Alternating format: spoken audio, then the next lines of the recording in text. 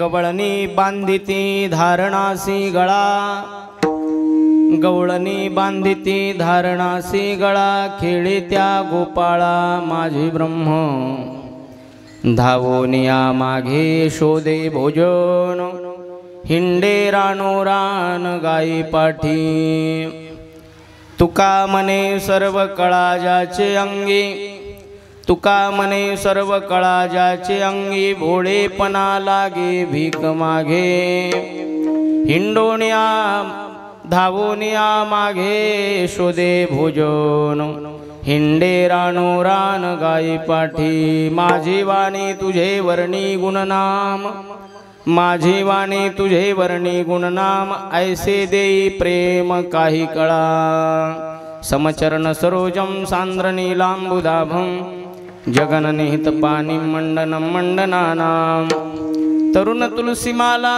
कंधरं कंजनेत्रं, सदय धवलासं विठ्ठलं चिंतयामि, पांडुरंगा करो प्रथम नमन, पांडुरंगा करो प्रथम नमन, पांडुरंगा करो प्रथम नमन, पांडुरंगा करो प्रथम नमन, दुसरे चरणा संताचे, दुसरे चरणा संताचे,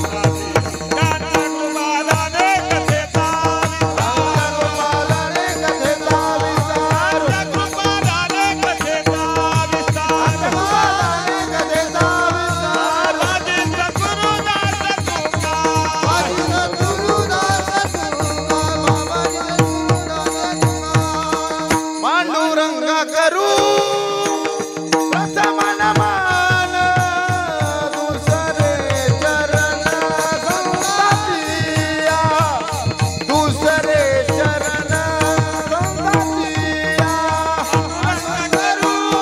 ज्ञानगोपालाने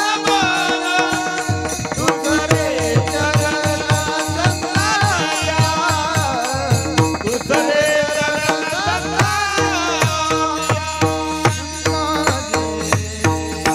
पांडुरंगा करू प्रथम नमन, दुसरे चरण संताच्या, त्यांच्या कृपादाने कथेचा विस्तारू, बाबाजी सद्गुरु दास तुका.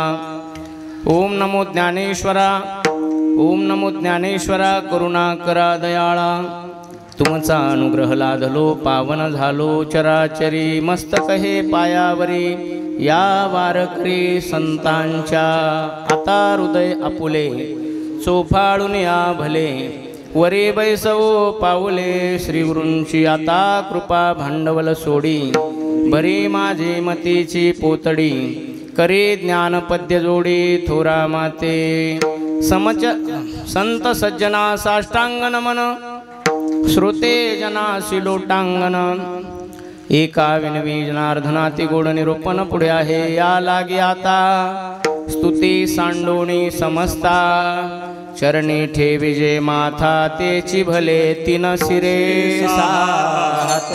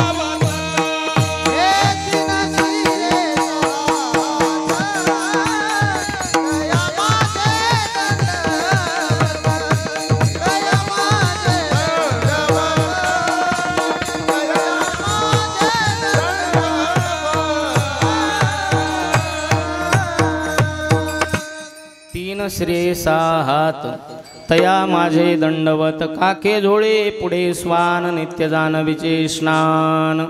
प्रस्तुत कीर्तनरूपी सेवेकरिता निवडलेला अभंग श्री क्षेत्र देहू निवासी जगद्गुरु तुकोबरायांचा काल्याच्या प्रकरणातील 3 चरणाचा अभंग आपल्या आजच्या या काल्याच्या प्रसंगानिमित्त निवडलेला आहे. विठ्ठल विठ्ठल.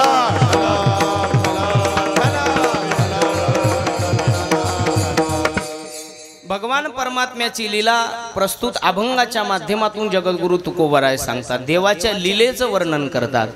हो, एवढा मोठा परब्रह्म परमात्मा, एवढा प्रभू भावे तेने संपुष्टी राहावे. होय भक्ती केला तैसा पूर्वी धरावे ते इच्छा. किती मोठा देव म्हटले, एवढा मोठा आहे.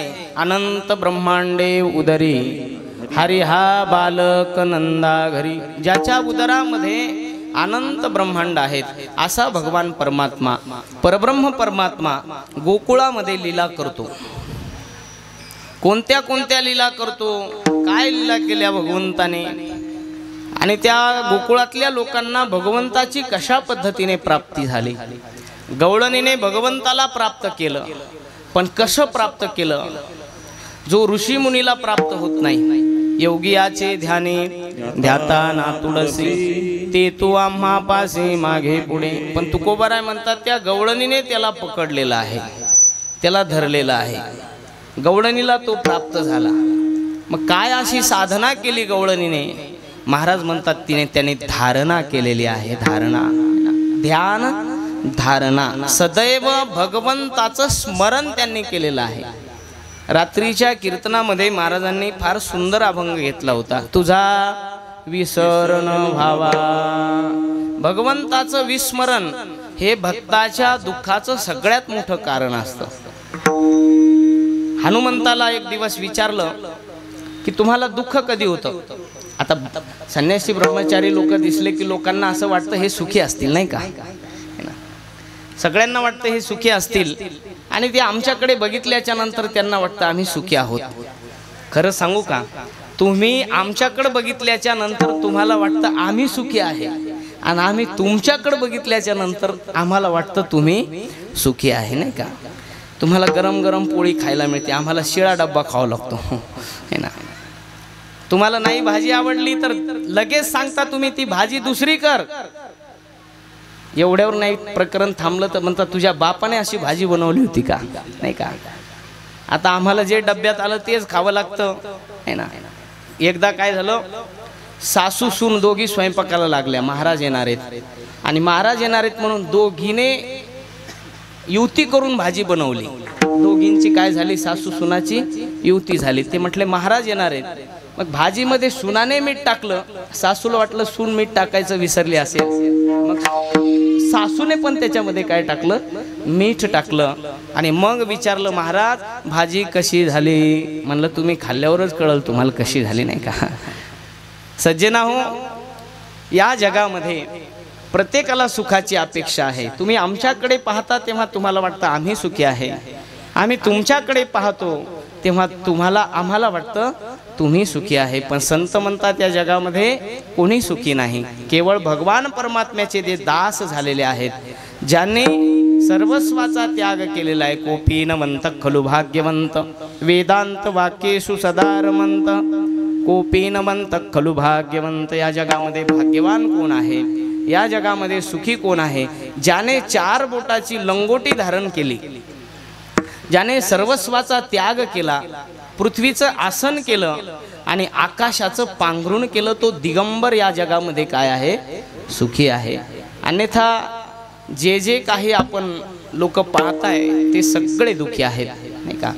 म्हणून त्या गोकुळातल्या लोकांना खऱ्या अर्थाने भगवंताची प्राप्ती झाली. भगवंताची प्राप्ती होणे म्हणजे काय हो, त्यांना सुखाची प्राप्ती झाली. सर्व सुखाला ते प्राप्त झाले, आणि ते सर्व सुख प्राप्त करण्याकरता त्या गवळणींनी काय केलेले आहे, धारणा केलेली आहे. गवळणी बांधती धारणासी गळा, खेळे त्या गोपाळा माझे ब्रह्म. ज्याला कोणीच बांधू शकलं नाही त्या परमात्म्याला गवळणीने धारणा करून बांधलेलं आहे, नाही का? संत देवाला बांधू शकतात. धरीला पंढरीचा चोर गळा बांधून या दोर. पण आता आपण जर कदाचित धरला तर आपल्याकडे ठेवण्याकरता जागा नाही, है ना? का जागा नाही हो? जिथे त्याला ठेवायचंय तिथे आपण दुसरं ठेवलेलं आहे. मग त्याला ठेवायचं असेल तर जागा रिकामी करावं लागत असते. काम क्रोध केले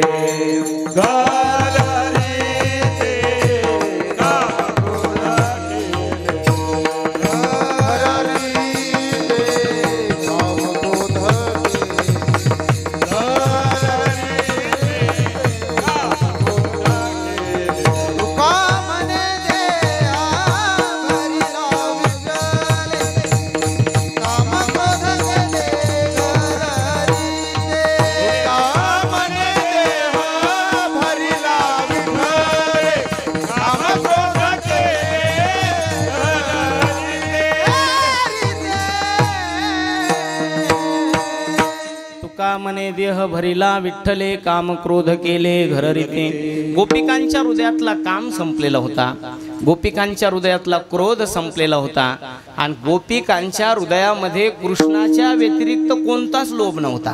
हो, गोपिकांना लोभ नव्हता का? गोपिकांना लोभ होता. महाराजाला लोभ नसतो का? असतो.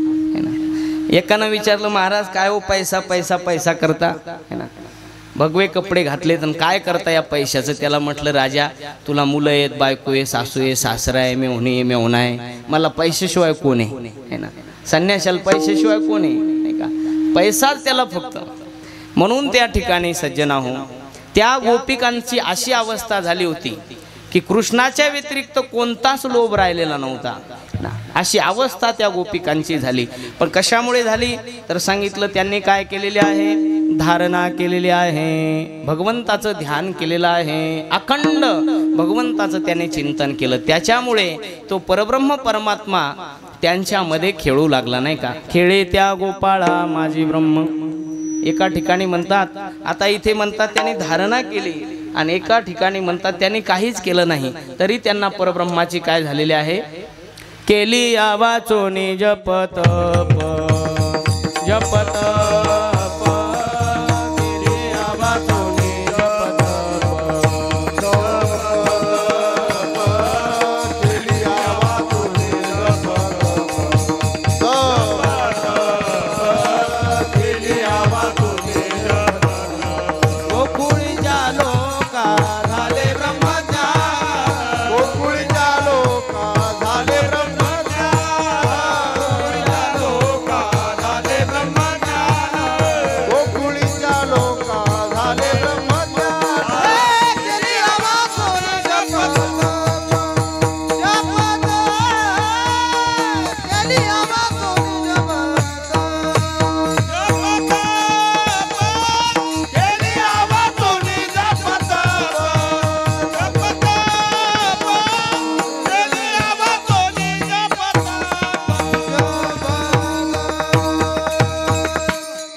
गोकुळीच्या लोका झाले ब्रह्मज्ञान, केलिया वाचून जप तप. त्याने जप केलं नाही, तप केलं नाही.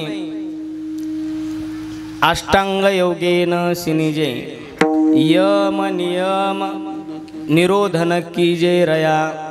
हे सगळं त्यांनी केलं नाही, पण काय केलं? वाचा गीत गाई जे, वाचा गीत गाई जे, वाचा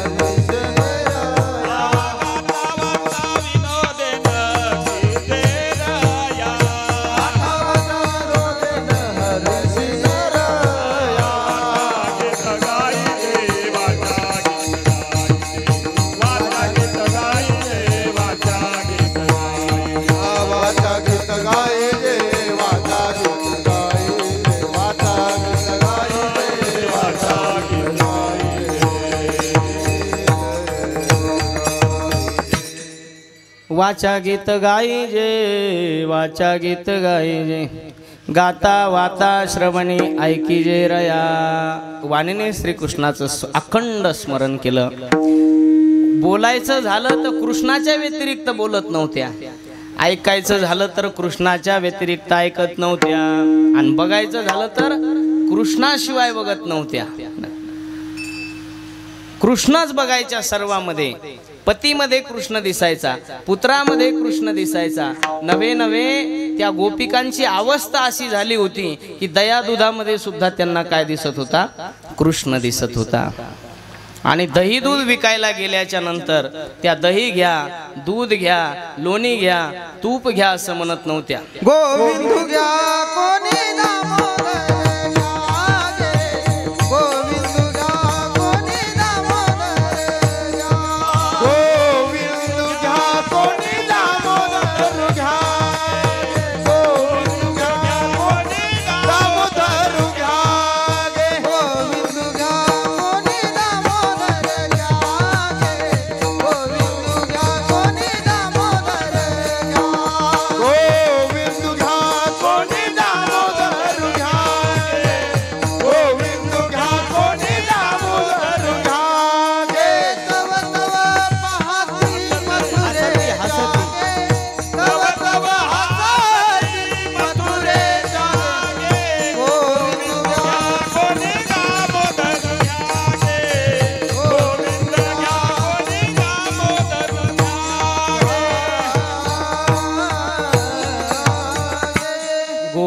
घ्या कोणी दामोदरू घ्या गे तव तव हसते मथुरेच्या गे. मथुरेमध्ये गवळणी गेल्या. गेल्या कशासाठी हो? काय विकायला गेल्या?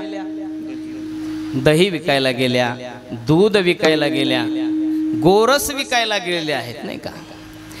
आणि गोरस विकायला गेल्याच्या नंतर दही घ्या, दूध घ्या, लोणी घ्या, तूप घ्या असं म्हणायचं सोडून त्या काय म्हणू लागल्या? गोविंदू घ्या कोणी दामोदर घ्या गे. एक बाई गोकुळात ती मथुरेतली त्या गवळणीला म्हटली, का ग सखे, गोविंद काय किलो दिला है ना, दामोदर काय भावाने दिलेला आहे. तिने सांगितलं, बाई त्याला तसं जर पाहिलं तर कोणतीच वस्तू भावाशिवाय मिळत नाही. बाजारातून वस्तू घ्यायची असेल तर तिचा काय करावा लागतो? भाव करावा लागतो. कीर्तनाला कीर्तनकार बोलवायचा असेल तर त्याचा काय करावा लागतो? भाव करावा लागतो. मृदंगाचार्याचा भाव करावा लागतो. गायनाचार्याचा भाव करावा लागतो. आणि हे आता आमच्यामध्ये पूर्वी असं होतं बरं का, मी पाहिलेलं आहे. मी छोटा होतो आणि छोटा असताना मी बघितलं, जे गायनाचार्य गाण्याकरता कीर्तनाला असायचे ना, त्यांनीच हरिपाठ घ्यायचा, त्यांनीच काकडा करायचा आणि त्यांनीच सगळे कामं करायचे, ते गायनाचे गाथा भजन वगैरे आणि सगळं त्यांच्याकडं असायचं. मृदंगाचार्याने हरिपाठ त्यांनीच वाजवायचा, कीर्तन त्यांनीच वाजवायचं आणि कीर्तन झाल्याच्या नंतर लवकर झोपायचं आणि सकाळी पुन्हा काकड्याला उठायचं. आता तसं नाही झालं महाराज. आता असं झालं, काकड्यावाले मृदंगाचार्य वेगळे, काकड्याला तर नसतातच शक्यतो.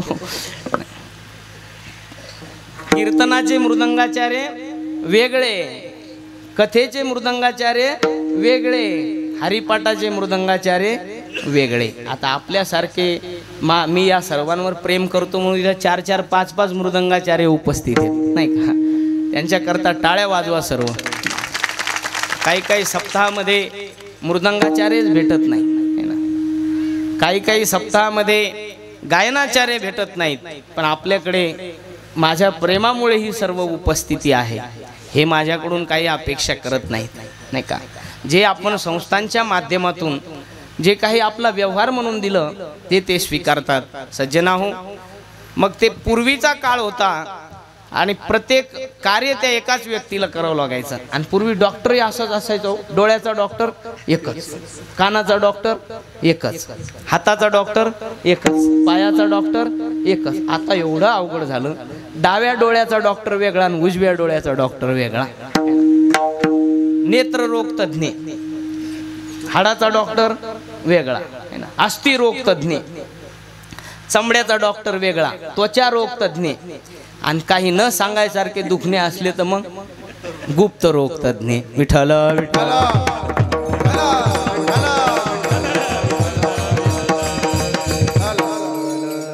ते जसं स्पेशलिस्ट झालंय ना त्यांच्यामध्ये, मग आम्ही म्हटलं आम्हीच कशाला मागं राहायचं. कीर्तनाचे मृदंगाचार्य वेगळे, हरिपाठाचे मृदंगाचार्य वेगळे, आमच्यामध्ये बी असे स्पेशलिस्ट झालेत, कथेचे वेगळे. सांगायचं तात्पर्य असं आहे सज्जनाहो, या सर्व मंडळीला निमंत्रित करायचं असेल तर आपल्याला काय करावं लागतं? अगोदर भाव करावा लागतो. बाजारात गेल्याच्या नंतर संत वर्णन करतात, भाव बिना बाजार में वस्तू न मिले मोल, हरि कैसा मिले जो हे अनमोल. अरे बाजारामध्ये वस्तू जरी घ्यायची झालं तर ती वस्तू घेण्याकरता काय करावा लागतो? भाव करावा लागतो. आणि त्यावेळेला गोकुळातली गवळण जेव्हा म्हणत होती, गोविंदू घ्या कोणी दामोदर घ्या गे तव तव हसती मथुरेच्या गे. मथुरेच्या बाया हसू लागल्या आणि तिला विचारू लागल्या, सखे गोविंद काय भाव दिलेला आहे, दामोदर काय भाव दिलेला आहे? तिने सांगितलं, बाई याच्यासाठी मी पैसे मोजलेले नाहीत है ना, हा फुकट मला काय मिळालेला आहे. विठ्ठल विठ्ठल.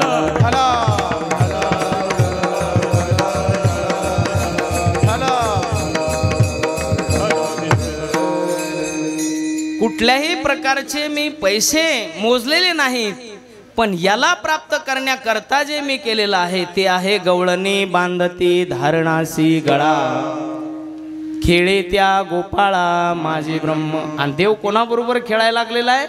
गोपाळांच्या बरोबर खेळायला लागलेला आहे. आता गोपाळाच्या बरोबर देव खेळतो. खऱ्या अर्थाने जर लौकिक दृष्टीने विचार केला तर गोपाळ आणि देव हे अगोदर सोबत खेळायच्या लायकीचे नव्हते.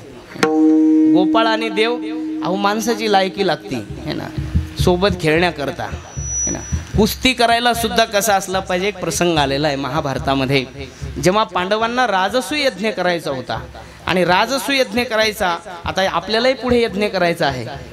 कारण आता मला इथे 12 वर्ष पूर्ण होत आहेत. सावत्र्याला मी 2014च्या डिसेंबरमध्ये दत्त जयंतीच्या अगोदर मार्गशीर्ष महिन्यामध्ये आलो होतो.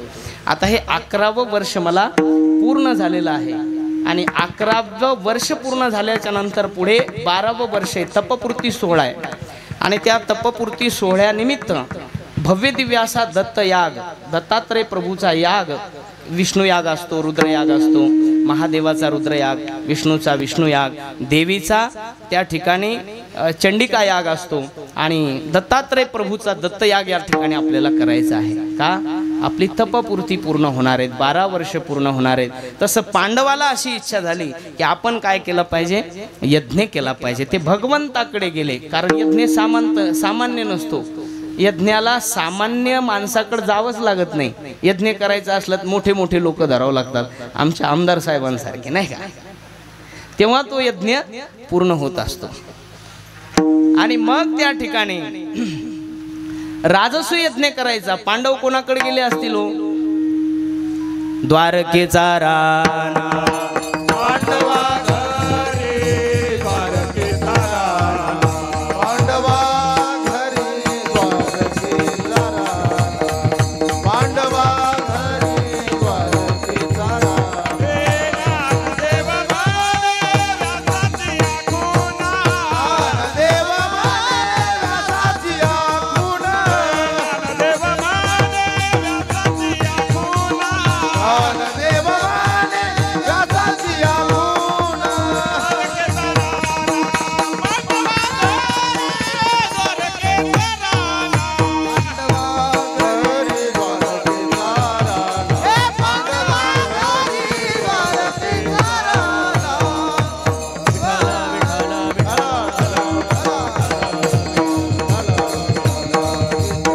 ज्ञानदेव म्हणे व्यासाची आखुना, द्वारकेचा राणा पांडवा घरी.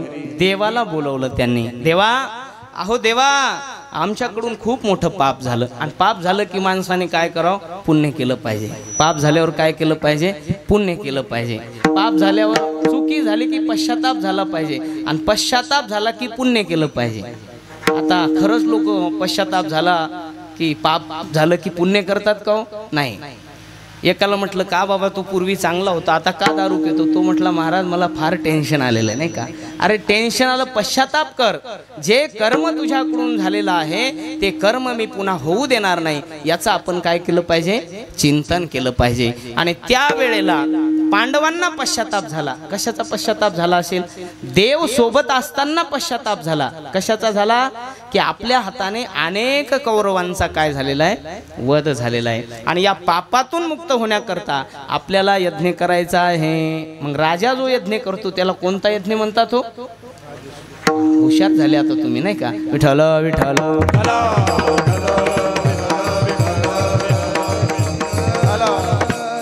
बरं, लेकर बाळ व्हाय ना की मग कोणता यज्ञ करावा लागतो?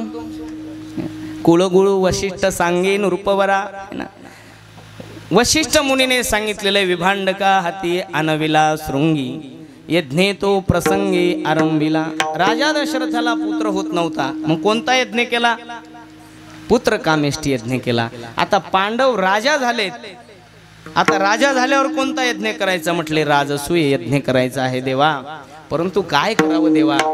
आम्ही जरी बलाढ्य असलो, धनाढ्य असलो, आमच्याकडे पैसा भरपूर आहे, पण तुमच्या कृपेशिवाय हे कार्य सिद्धीला जाणार नाही. म्हणून तुमचा वरद हस्त असला पाहिजे.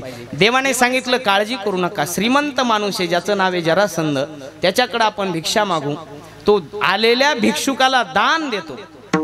मग देव म्हटले अरे आपण जर असं गेलं तर तो ओळखेल आपल्याला. मग काय करा? मग देवाने सांगितलं आपण भिक्षुक रूपामध्ये जाऊ, ब्राह्मण रूपामध्ये जाऊ. केलं मुंडन, ठेवल्या शेंड्या, घातले जानवे, धोत्र घातलेले, देव सोबत आहे. देवाच्या सोबत कोण आहे? भीमाला सोबत घेतलेला आहे, अर्जुनाला सोबत घेतलं आणि देव असे तिघं मिळून जरासंधाकडे गेलेले आहेत. भिक्षाम देही भिक्षाम देही भिक्षाम देही. भिक्षेचा नियम आहे 3 वेळेला काय केली पाहिजे? हाक मारली पाहिजे. 3 हाकात पुढच्या माणसानं दिलं तर घेतलं पाहिजे. 4थ्या हाकात त्याने त्याचं सर्वस्व जरी घेतलं दिलं तरी त्याला लाथ मारली पाहिजे. हा भिक्षेचा नियम आहे, नाही का? म्हणून आपला एवढा मोठा सप्ताह होतो, पण आपण सावत्र्यामध्ये पावती बुक घेऊन जात नाही, नाही का? इथे आणून द्या.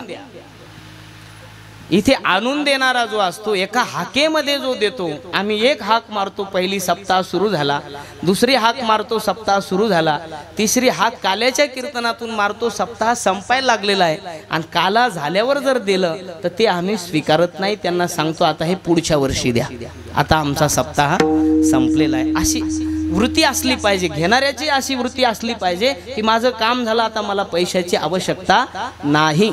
अशी वृत्ती घेणाऱ्याची असली पाहिजे. आणि देणाऱ्याची वृत्ती त्याने 2 हाकेमध्ये, कमीत कमी 3 हाकेमध्ये दिलं पाहिजे. जरासंधाला भिक्षा मागितली, भिक्षाम दे. जरासंधाने तिघांकडे बघितलं, अरे हा साक्षात परब्रह्म परमात्मा आहे आणि माझ्याकडे काय मागायला लागलेला आहे? भीक मागायला आलेला आहे. पण याला मी भीक वाढणार नाही, कारण हा काही मला संपत्तीचं भीक मागायला आलेला नाही. तेव्हा जरासंधाने विचारलं काय भिक्षा देऊ? देवाने सांगितलं भिक्षा द्यायची असेल तर युद्धाची भिक्षा दे, आमच्या बरोबर काय कर? युद्ध कर. तो जरासंध खदा खदा हसू लागला. तो म्हटला अरे देवा, तुझ्या बरोबर मी युद्ध करायला किती वेळेस आलो होतो? किती वेळेस आलो होतो? 17 वेळेस आलो होतो. आणि 18व्या वेळेस मी कोणाला सोबत घेऊन आलो होतो? ते म्हणले कोणाला का नाही ना, तू तो कीर्तन सांग. सोबत कोण होता? काल यवन होता, नाही का? काल यवनाला सोबत घेऊन आलेले आहेत. आणि काल यवनाला सोबत घेऊन आल्याच्या नंतर युद्धभूमीवरती भगवंताला कळलं आणि भगवंत त्या रणांगणातून पळून गेले. खूप मोठं कारण, एवढा इतिहास सांगण्याकरता माझ्याकडे वेळ नाही. भागवत कथा जेव्हा जेव्हा होते तेव्हा तेव्हा मी सांगत असतो. आणि मग त्या वेळेला काय झालं? सांगितलं मी तुला भीक देणार नाही, तुझ्या बरोबर युद्ध करणार नाही, कारण तू युद्धभूमीतून पळून जाणार आहेस, नाही का? तू युद्धभूमीतून काय करतो? पलायन करतो. आणि पळून कुठे गेला तो? द्वारकेला गेला. गुजराती भाषेमध्ये फार सुंदर नाव आहे देवाचं. काय नाव आहे? रणछोड भगवान, नाही का? ते फार सुंदर भजन म्हणतात. द्वारिकानो नाथ मारो राजा रणछोड छे, एनी मनी माया लगाडी रे, राजा मन मारो राजा रणछोड छे, एनी मनी माया लगाडो रे, एनी मनी माया लगाडी मारा बालमा, एनी मनी माया लगाडी रे, एनी मनी माया लगाडी बालमा, एनी मनी माया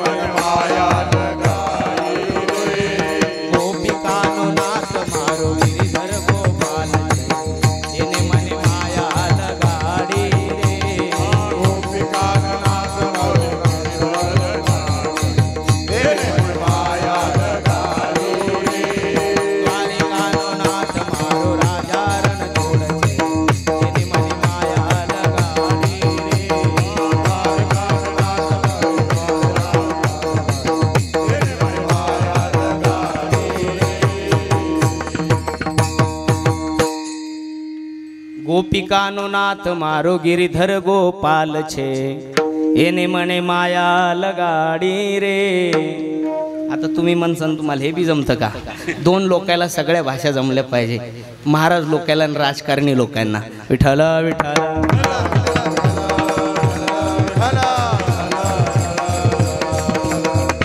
ज्याला दोन भाषा जमल्या, अनेक भाषा जमल्या, आमच्या भारताचे अहो आपल्या भारत देशाचं खूप मोठं भाग्य आहे नाही का? आपल्या भारत देशाला पंतप्रधान मिळालेला नाही, आपल्या भारत देशाला एक तपस्वी संत मिळालेला आहे, लक्षात घ्या. मी त्या दिवशी कथेमध्ये वर्णन केलं. मी त्यांना संत का म्हणतो? कारण नवरात्रीमध्ये केवळ निंबाच्या पाण्यावर व्रत आणि उपवास करणारे आमच्या भारत देशाचे पंतप्रधान आहेत. भव्य दिव्य असं प्रभू रामाचं मंदिर निर्माण करणारे आमच्या भारत देशाचे पंतप्रधान आहेत. त्यांच्याविषयी आम्हाला आदर आहे. ते अन्य पक्षात जरी असते तरी आम्ही त्यांचा आदरच केला असता, पण अन्य पक्षातही त्यांनी असे काम केले असते तर नाही का, धर्माच्या बाजूने काम केलं असतं तर आम्ही आमचा वैयक्तिक कोणत्या पक्षाशी कोणत्या व्यक्तीशी वैर नाही. आमच्या मताच्या विरुद्ध जो वागतो त्याच्याशी आम्ही वैर करतो.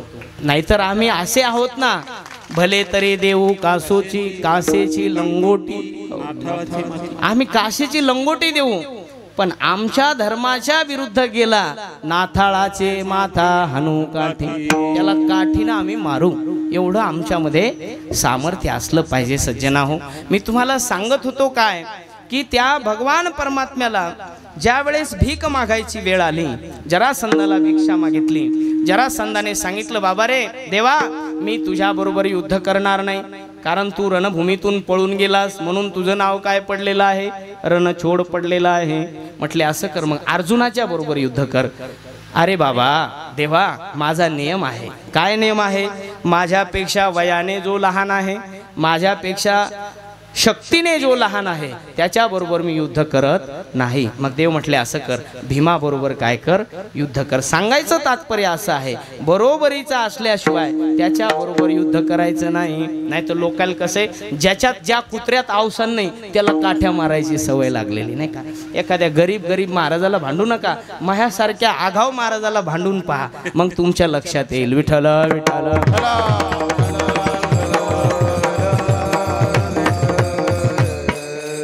सज्जनाहो, बरोबरीचे नव्हते गोपाळ. अगोदर काय नव्हते? देवाची संगती करण्याच्या लायकीचे नव्हते. मग ते देवाकडे गेले. देवा, अहो तू आमच्या बरोबर, देवा तुम्ही संगती करा नाही का, आमच्या बरोबर मैत्री करा. देव म्हटले, गोपाळांनो, मी तुमच्या बरोबर मैत्री केली असती, पण मैत्रीचे काही नियम असतात ना. मैत्रीचे काय काय नियम असतात? समानशीले सुव्यसने सुसख्यम. प्रथम मैत्री करायची असेल तर वय सारखं असावं लागतं नाही का? वय कसं असलं पाहिजे? समान असलं पाहिजे. बरं, मैत्री करायची तर अजून एक गोष्ट समान असली पाहिजे. काय? कळलं नाही तुम्हाला? व्यसन समान असलं पाहिजे. तंबाखू खाणाराने तंबाखू खाणारा बरोबर मैत्री करावं, म्हणजे याची संपली की त्याची भेटत असती नाही का? उष्णी घेतात ते एकमेकाची. काही गावाला मी गाडीतून उतरतो, कीर्तनाला जातो, तेव्हा काही लोक असे जमा होतात, मला वाटलं दर्शन घ्यायला जमा होतात का काय. खाली उतरल्याबरोबर विचारतात, बाबा माल आहे का? आता माल म्हणजे मलाच पहिलं कळत नव्हते माल म्हणजे काय आहे ना. मग ते माल न कळाले की ते म्हणायचे, बाबा दम लगाएंगे क्या? मी म्हटलं आता माझ्या दमच राहिला नाही, कीर्तन करू करू तर काय दम लावू मी नाही का. ते गांजा.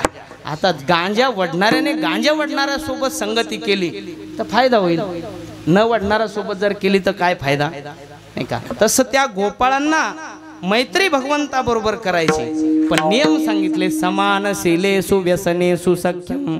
शील समान, व्यसन समान आणि वय समान असलं पाहिजे. वय समान होतं गोपाळांचं आणि देवाचं. काय होतं? वय समान होतं पण व्यसन समान नव्हतं. देवाला कोणतंच व्यसन नव्हतं आणि गोपाळांना काय होतं? संसाराच्या नावे अवघीच व्यसने. संसाराच्या अंगे अवघीच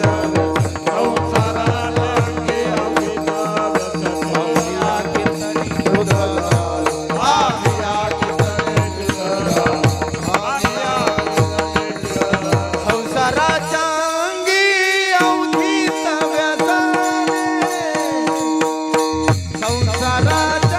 अंगी अवघीच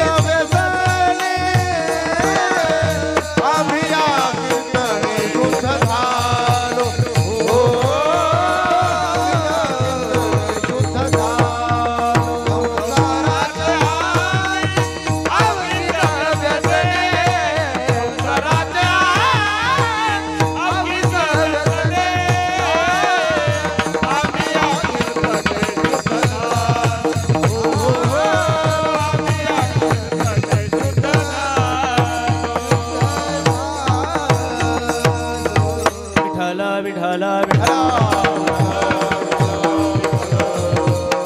संसाराच्या अंगी अवघीच व्यसने आम्ही या कीर्तने शुद्ध झालो.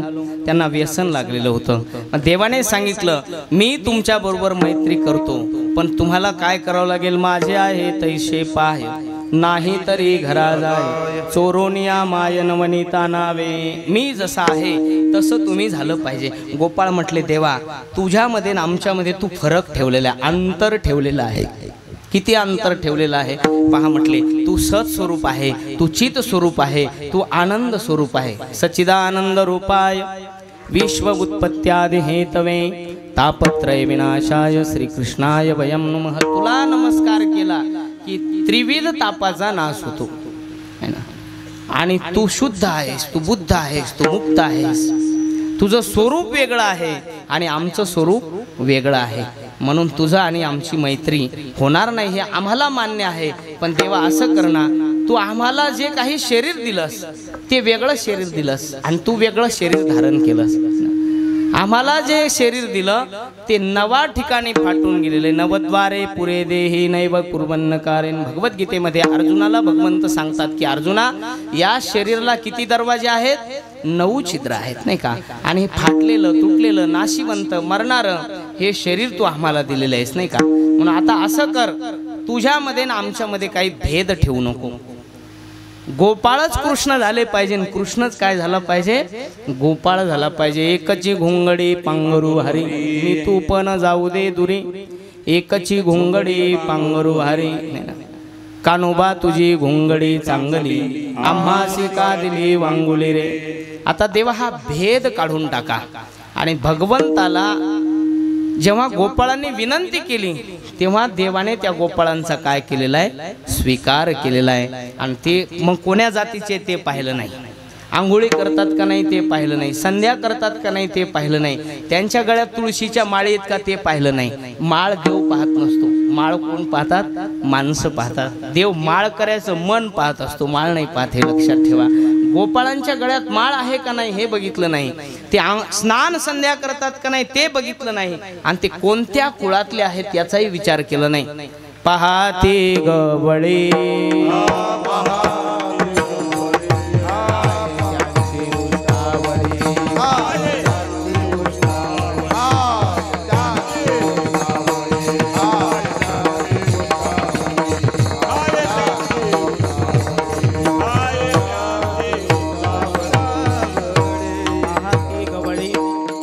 त्यांची उष्टावळी. देव त्यांचं उष्ट खात होता.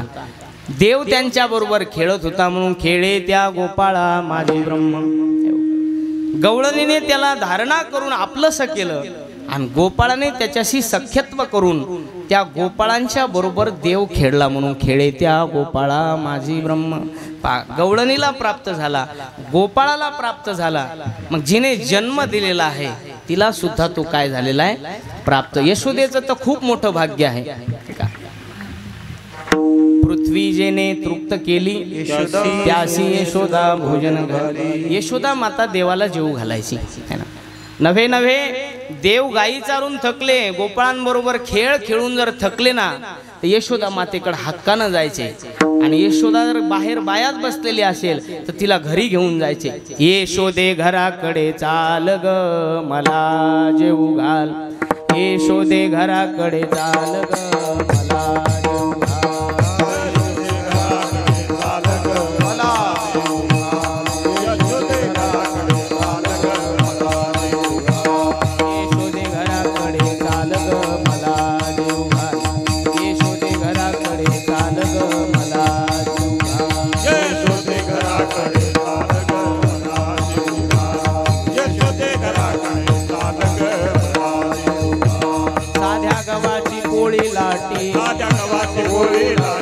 मला पुरणपोळी करून दे मोठी. मला पुरणपोळी करून दे मोठी. नाही आडवीत गुळासाठी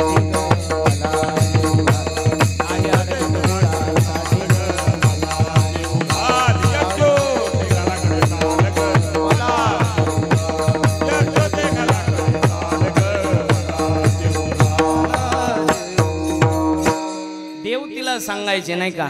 साध्या गव्हाची पोळी लाटी मला पुरणपोळी करून दे मोठी, गुळ नसला तर त्याच्या साखर टाक, येशोदे मला जीव घाल. देव असं नाही म्हटले, नाही का नाही आडवीत गुळासाठी ग मला जीव घाल. गुळ नसला तरी चालेल आई, पण मला पुरणपोळी करून दे. आणि लय मोठी काही आबडधोबड करू नको. काही बाया पुरणपोळी करतात का पोळीत पुरण घालतात काही कळत नाही, नाही का. देव तिला सांगायलेत कसं करायचं. आई लहानच घे ग उंडा, त्याचा मला करून दे मांडा, लांब गेल्या गायीच्या झुंडा ग मला जीव घाल. फक्त अंगात नका येऊ देऊ कोणाच्या, नाही का. अशा चाली म्हणलं बायाच्या अंगात लवकर येत आहे. विठ्ठल विठ्ठल.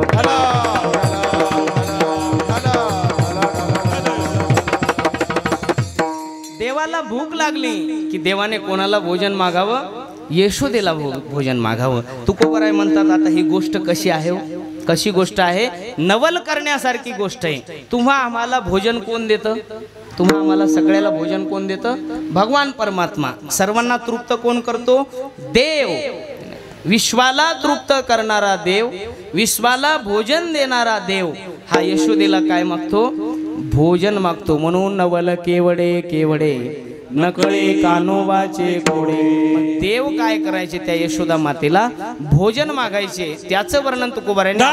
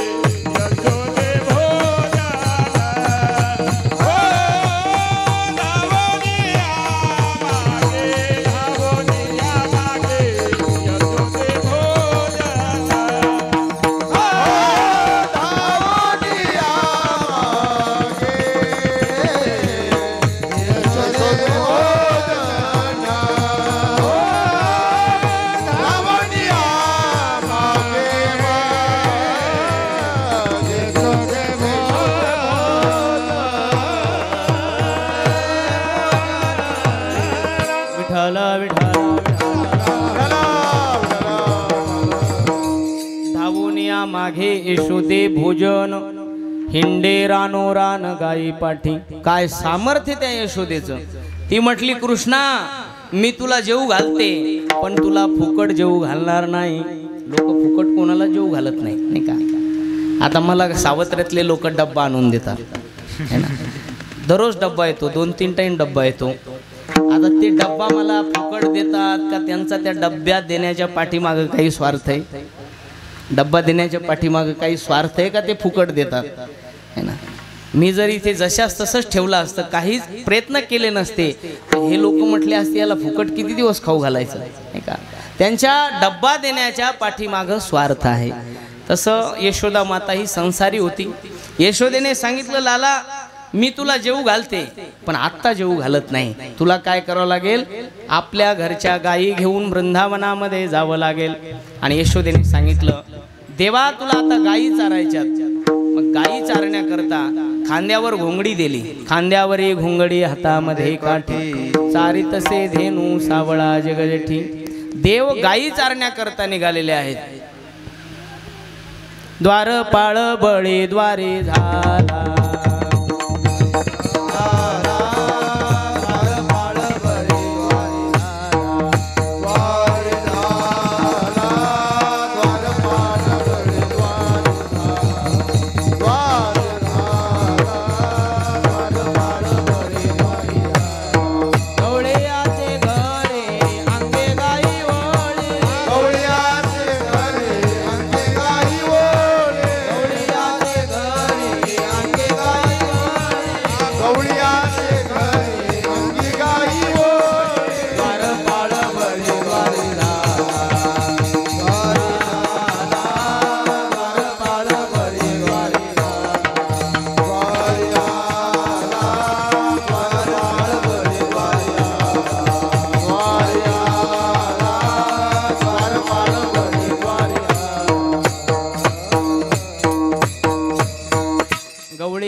घरी अंगे गायी वळी. पहा, गायी वळायला माणूसच सापडत नाही हो. आम्हाला आता गौशाळा करायची. सगळे म्हणतायत, कोणी म्हणतायत आम्ही तुम्हाला जमीन देतो, कोणी म्हणताय तुम्हाला आम्ही गौशाळे करता चारा कटाई करायची मशीन देतो, कोणी म्हणताय तुमच्या गौशाळेला आम्ही पत्र देतो, कोणी म्हणायला लागलेलं आहे तुमच्या गायीला मच्छर चावू नये म्हणून त्या सर्व गोशाळेत आम्ही तुम्हाला पंखे लावून देतो. पण असा अजून एकही म्हटला नाही की तुम्ही गौशाळा टाकल्याच्या नंतर 4-2 दिवस आम्ही तिथं शेण काढतो, है ना. असा म्हणणारा अजून भेटला नाही. आता तुम्ही महाराज आहेत, पण तुम्ही आता म्हणून काय फायदा आहे. तुम्ही आता गायी सांभाळायच्या लागी नाही, तुमचं शरीर सांभाळायच्या लागी राहिले नाही. तुम्ही आता विठ्ठल विठ्ठल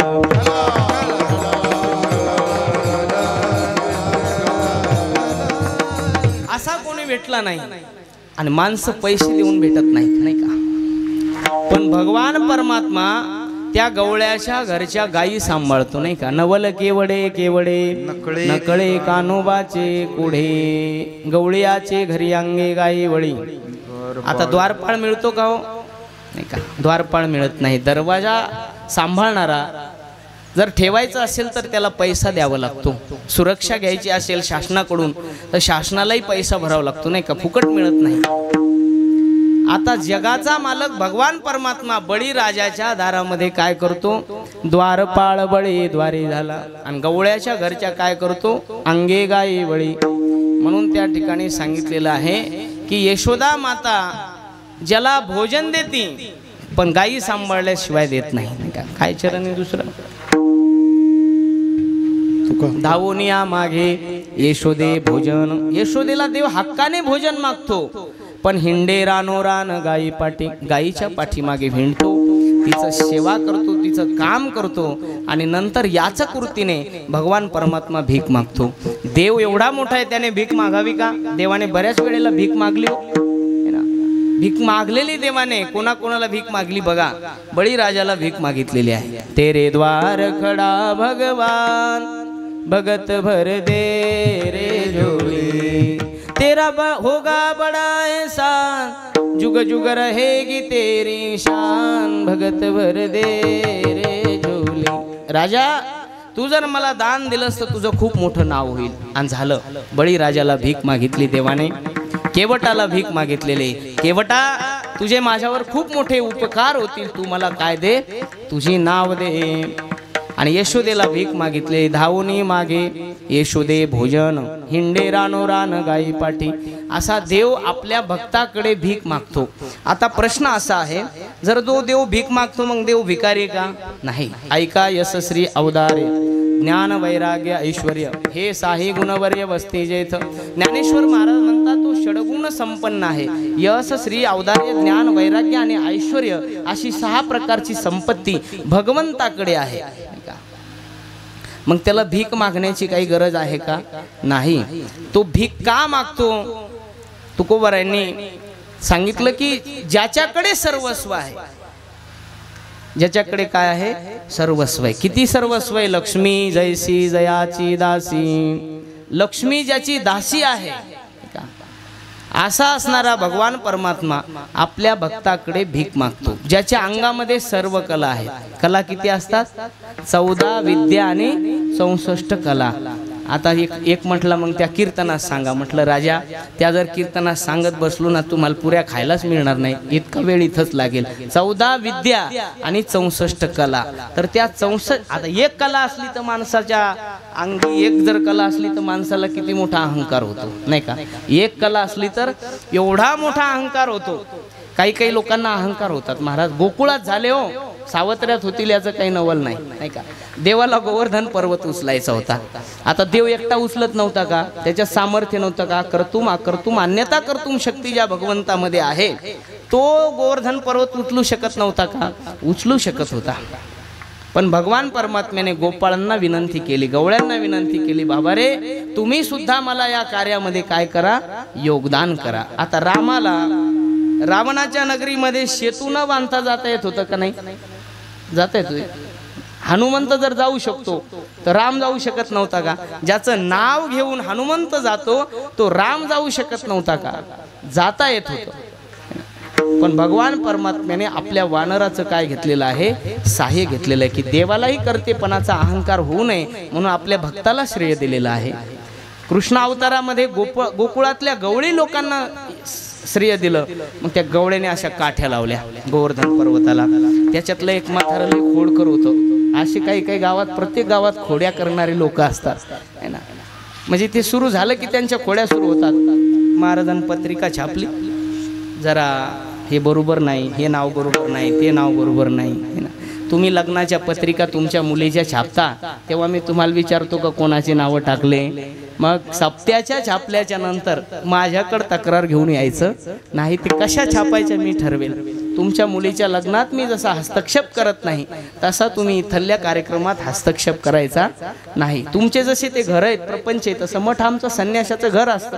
आमच्या घरात काय बिघडलं ते आम्ही बघू, तुमच्या घरात काय बिघडलं ते तुम्ही बघा नाही का. आम्ही डोकं लावत नाही. पण ते त्याच्यात एक म्हातारं खोडकर होतं. ते बाकीच्या म्हाताऱ्याला म्हटलं का रे बघ, म्हटले आपण एवढ्याल्या काठ्या लावल्या आणि या गवळ्याचं काट्ट किती चालाकी चाप्टर, यानं काय लावलं? करंगळी लावली. या म्हाताऱ्याने त्या म्हाताऱ्याला, त्या असंच होतंय महाराज. एक जण सगळं गाव बिघडवते है ना. एक जण काय करते, सगळं गाव बिघडते. आता इतके खालच्या भाषेत बोलत नाही मी तुम्हाला. एक कांदा सडला की सगळे कांदे हळूहळू सडायला लागतात. संसर्ग येतो. त्यानं सगळे म्हातारे बिघडवले, सगळे गवळी बिघडवले. ते म्हटले खरंच आहे, आपण काठ्या लावल्यात आणि यानं काय लावले? करंगळी लावली. ते म्हातारं म्हटलं कृष्णा, अरे आम्ही काठ्या लावल्या आणि तू करंगळी लावली, घे बरं जरशी काढून. देवानं घेतली काढून, कडा काठ्या मोडल्या. पुन्हा देवाला शरण आले. हा काय झालेला आहे? गोकुळातल्या लोकांना अहंकार झालेला आहे. असा अनेक लोकांना काय होतो? अहंकार होत असतो. केलेल्या कर्माचा अहंकार होत असतो. भगवान परमात्मा आपल्या भक्ताकडे जाऊन काय करतायत? भीक मागतायत. हो, देवाला भीक मागायची वेळ आली. देव का भीक मागतो? ऐश्वर्य संपन्न असणारा देव भीक का मागतो? याचं एकच कारण आहे की देवाला आपल्या भक्ताच्या अंतःकरणातला भोळा भाव अत्यंत प्रिय असतो. म्हणून भोळेपणा लागी भीक मागे, भोळेपणा लागे भीक मागे, भोळेपणा लागे भीक मागे.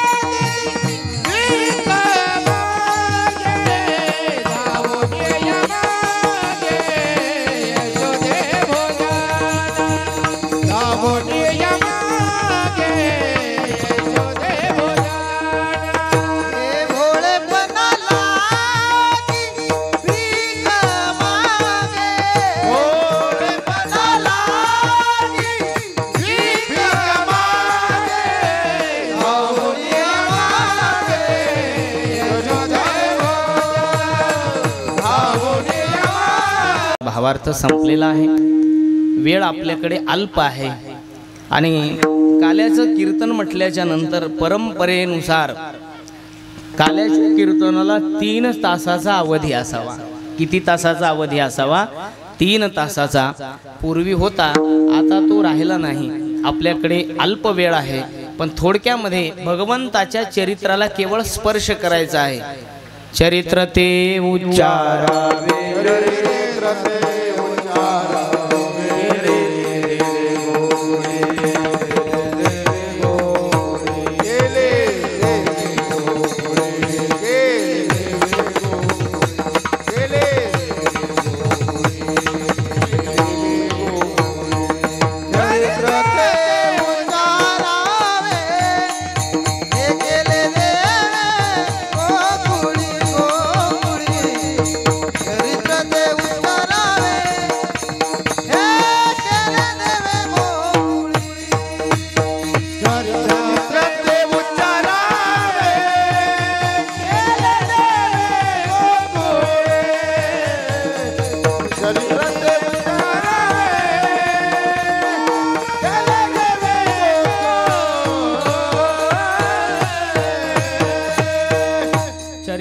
उच्चारावे केले देवे गोकुळी. द्वापार युगामध्ये आपल्या भक्ताला आनंद देण्याकरता, भक्ताचं रक्षण करण्याकरता आणि दुष्ट दुर्जनाचा संहार करण्याकरता भगवंताचा गोकुळामध्ये काय झालेला आहे?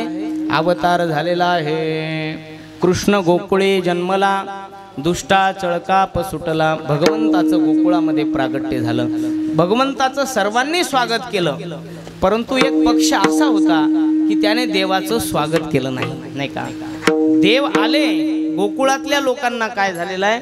आनंद झालेला आहे. आणि आनंदाच्या भरामध्ये गुडिया तोरणे करते कथा गाती गाणे. त्यांनी भजन गायलेलं आहे, गुढ्या लावलेल्या आहेत, तोरण बांधलेलं आहे, रांगोळी काढलेल्या आहेत. कारण आनंद झाल्याच्या नंतर तो आनंद व्यक्त करण्याकरता या गोष्टी करावं लागत असतात. मग त्या लोकांनी आनंद व्यक्त केला, पण एका पक्षाला दुःख झालं. एक पक्ष म्हणजे कोण? दुष्टा चळकाप सुटला. जे दुष्ट दुर्जन लोक होते त्या लोकांना भय निर्माण झालं. आणि सगळ्यात जास्त भीती कोणाला वाटली होती? आला आला मज मारावया, आला आला मज मारावया, आला आला मज मारावया. गोकुळामध्ये भगवंत प्रगट झाला आणि तो आता मला मारणार आहे याची भीती कंसाला निर्माण झाली.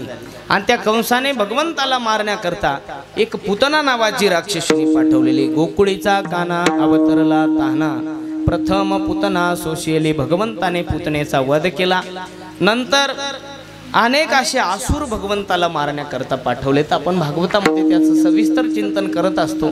वारकरी संप्रदायाच्या नियमाप्रमाणे थोडंसं चरित्र आपल्याला बघायचं आहे. पुढे भगवान परमात्मा आता मोठे झालेले आहेत. किती मोठे झाले? परीक्षिताराया सांगतसे सुख, वैकुंठ नायक रांगतसे. एका ठिकाणी असं सांगू लागलो काल्यामध्ये की देव आता जन्माला आले. आणि लगेच सांगितलं देव आता मोठे झाले. एक बाई म्हटली, महाराज आमचं काट्ट 6-7 महिने मोठं झालं नाही, तुमचा कृष्ण 2 मिनिटात कसा मोठा झाला? तिला म्हटलं काल्याच्या कीर्तनातला कृष्ण लवकर मोठा होत असतो, कारण बसलेल्या कृष्णाला भुका लागलेल्या असतात. विठ्ठल विठ्ठल.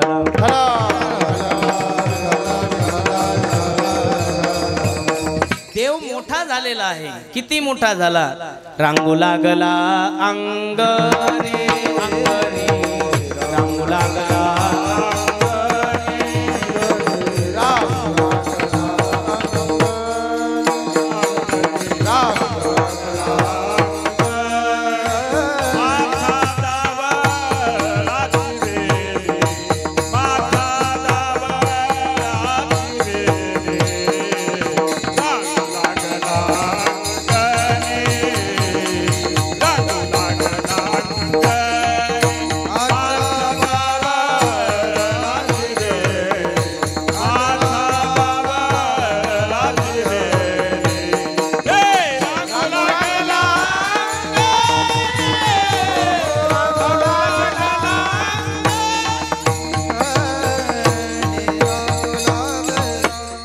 लागला अंगणी माथा जावळाची वेणी. कसा रांगू लागला?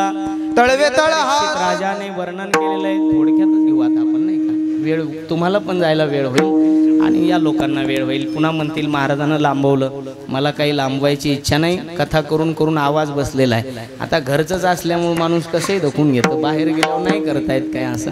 आणि त्या वेळेला परीक्षित राजाला श्री सुखदेव भगवान वर्णन करतायत, सांगतायत, जानूभ्याम स पाणीभ्याम आता तळवे तळ हात टेकीत, डाव्या गुडघ्याने रंगत रंगणी रंगनाथ तो म्या देखीला ससे. देव डाव्या हाताने नाही का गुडघ्याने रांगू लागले. तळवे तळ हात टेकीत, डाव्या गुडघ्याने रंगत. म्हटले तो रांगत असताना आम्हाला बघायचा आहे. आत्ताही तुम्ही बघू शकता. आपल्या महाराष्ट्रामध्ये पद्धत आहे, विवाह झाल्याच्या नंतर कोणता देव देतात नवरदेवाला? कोणता देव देतात? लंगडा देव देतात नाही का. आणि तो रांगत असताना जर तुम्हाला बघायचा असेल तर महाराज म्हणतात, रंगणी रंगनाथ तो म्या देखीला सवे. तुमच्या देवघरामध्ये जो रंगनाथ आहे ना तसा रांगू लागला. तळवे तळ हात टेकीत, डाव्या गुडघ्याने रंगत. आणि रांगायला भगवंताने सुरुवात केली. रांगता रांगता नगराच्या बाहेर आले. गोपाळांच्या बरोबर देवाची मैत्री झाली. देवाने सांगितलं, गोपाळांनो आपल्याला या गोकुळामध्ये चोऱ्या करायच्या. गोपाळांनी विचारलं, कृष्णा अरे चोरी कशासाठी करायची? आणि ती पण हलकट चोरी करायची, खालच्या दर्जाची चोरी करायची, दया दुधाची चोरी करायची. कोणी सोन्याची चोरी करते, कोणी पैशाची चोरी करते. कीर्तनात आले लोक चपलाची चोरी करतात. आणि कृष्णा म्हटले आपल्याला दया दुधाची चोरी करायची. अरे चोरी करायची तर मोठी केली पाहिजे. देवाने सांगितलं गोपाळांनो, अरे तसं नाही. मी परब्रह्म परमात्मा या गोकुळात आलो आणि हे लोक मला ओळखायला तयार नाहीत. या सृष्टीचा नेम आहे. देव बऱ्याच वेळेस येऊन गेला इथं. किती वेळेस येऊन गेला? 24 अवतार झाले. आणि 24 अवतार झाल्याच्या नंतर पुन्हा पुन्हा आला. संत रूपाने आला. महाविष्णूचा अवतार सखा माझा ज्ञानेश्वर. कळाला का? नाही. तुकोबार आहे देहुला साक्षात परब्रह्म परमात्मा सच्चिदानंद मूर्ती पाय दाखवी आम्हा. परब्रह्माचं स्वरूप तुकोबार आहे. कळाले का लोकाला असताना? नाही कळाले. भानुदासाचे कुळे महाविष्णूचा अवतार. पैठणला शांती ब्रह्म एकनाथ महाराज परब्रह्माचाच अवतार प्रगट झाले. कळाले का पैठणच्या लोकाला? आणि कळले असते तर अंगावर थुंकले असते का? आणि कळले असते तर नाथ महाराजांना त्या ठिकाणी अपमानित केलं नसतं. पण नाही कळले. तसं देवाचं झालं. देव गोकुळात आला पण बाया त्या देवाला भक्ती करायला तयार नव्हत्या. त्याला चांगलं बोलत नव्हत्या. त्याला त्रास द्यायच्या कृष्णाला नाही का. आणि मग त्या गवळणीचं चित्त कशात लागलेलं होतं? कोणाचं दयामध्ये, दुधामध्ये, तुपामध्ये नाही का, असं त्यांचं चित्त लागलेलं होतं. पूजनीय स्वामीजी माझ्या समोर बसलेले आहेत. माझे ते सद्गुरू आहेत ज्यांच्यामुळे मी आज भगव्या कपड्यामध्ये आहे. तुम्ही सगळ्यांनी विचार केला असेल, बाबांना आज हार घालू दिला नाही. स्वतःचा हार सद्गुरूला घातला. मज हृदयी सद्गुरू तेने तारिलो हा संसार पुरू. म्हणून विशेष अत्यादरू, म्हणून विशेष आदर हा कुणाचा असला पाहिजे? सद्गुरूचा असला पाहिजे. लक्षात ठेवा. त्यांना मी का हार घातला? कारण जेवढे जेवढे हार मला आत्ता घालायला मिळाले ते त्यांच्यामुळे मिळायला लागलेले. तुम्हाला माहिती आहे मी दिवसभरामध्ये कमीत कमी 3-3 कीर्तन करतो, 3-3, 4-4 कलश स्थापना करतो, कथा करतो. हे सगळं जे काही मी फिरतो ना, त्या फिरण्याच्या पाठीमागे जर आशीर्वाद कोणाचा असेल तर पूजनीय आमच्या सद्गुरू महाराजांचा आहे. आणि गुरु महाराजांच्या कृपेने या ठिकाणी इथपर्यंत आपण पोहोचलेलो आहोत. चला, स्वामीजी नेहमी कीर्तनात एक दृष्टांत सांगतात. बायाच्या जातीला काही गोष्टी फार आवडतात. काय काय आवडतो म्हटले? बायाला पूर्वीच्या बायाचं सांगतात नाही का. पूर्वीच्या बायाला आवडायचं काय? शेण, साई, उतरंड आणि जावाई. शेण एवढं आवडायचं बायाला. किती आवडायचं शेण? घरी गायी असायच्या, म्हशी असायच्या. घरचा कोठा सोडायच्या बाया आणि दुसऱ्याच्या कोठ्यातलं शेण चोरून आणायच्या. इतकं शेण आवडायचं. कारण त्या शेणाला महत्व होतं. शेण, साई. आता त्या दुधाच्या साईवर एवढं प्रेम. एखादी बाई जर शेजारणीकडे गेली, सखे आमच्या घरी सावत्र्याचे महाराज आलेत आणि चहा करायला दूध पाहिजे, ती म्हणती सावत्र्याचे येऊ का उत्तर भारतातले येऊ? दूध मी तुला देते. ती कसं दूध देते हो? मलाई सगट देते का? साई पडू देते का त्या दुधात? अजिबात साई पडू देत नाही. ती साई अशी बोटानं ढकलती. बोटानं बाजूला नाही गेली तर अशी तोंडानं फुकती त्याला. आणि त्यातली त्यात ती दूध फुकणारी म्हातारी जर दात पडलेली असली ना तर मग अर्धा थुका तिच्यामध्ये उडतो नाही का. असं त्या दुधावर बायाचं काय प्रेम. शेण, साई आता उतरण. पूर्वी भांडे कुंडे नव्हते, प्लॅस्टिकचे हे तांब्या पितळाचे जास्त नव्हते, महाग होते. तर लोक काय करायचे, मडके, डाळीला मडकं, पिठाला मडकं, उतरंडीच लावलेल्या असायच्या.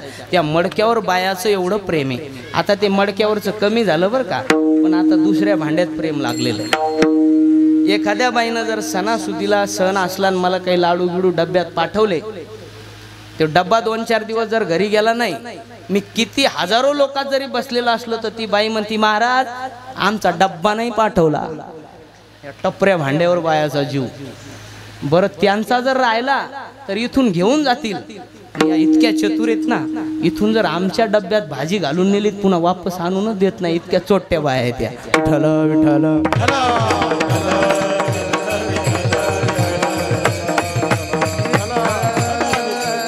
त्या काळामध्ये बायाचं प्रेम कशावर, उतरंडीच्या मडक्यावर. सेन साई उतरण. जावई तर बाप्पा बाप्पा, जावयाचं तर विचारूच नका. त्याच्यातली त्याच्यात जावई एकुलता एक असाव, लाडका असाव आणि धोंड्याच्या महिन्यात यावं. तिला तर वाटतंय ते धोंड्याच्या महिन्यातला देवच आला पुरुषोत्तम पुरीचा, आहे ना. इतकी त्याची सेवा करती ती बाई, एवढा प्रिय तिला जावाई. एकदा असाच लाडका जावाई एका घरी आला, पूर्वीचे दिवस, आणि घोड्यावरचा प्रवास. जावाई आला आणि सासूला विचारलं, मामी सकाळची वेळ, मामी अशी झाडत होती अंगण. झाडता झाडता जावयानं विचारलं, मामी मी आलो. म्हटले बरं झालं आले, आमच्या गावात सप्ताह चालू, उद्या भंडारा आहे. सकाळीच आला होता. आता म्हणे घोडं कुठं बांधू. आता त्याचं घोडं होतं, दारात काही झाड नव्हतं, खुट्टा नव्हता. मग ते घोडं बांधायचं कशाला, पंचायत पडली. मग सासू म्हटली, असं करा, एकुलतं एक तुम्ही आमचे जावाई, आता इथं तर काही बांधायला नाही, बांधा म्हणे माझ्या कमराला. आता ते घोडं सासूच्या कमराला बांधलं.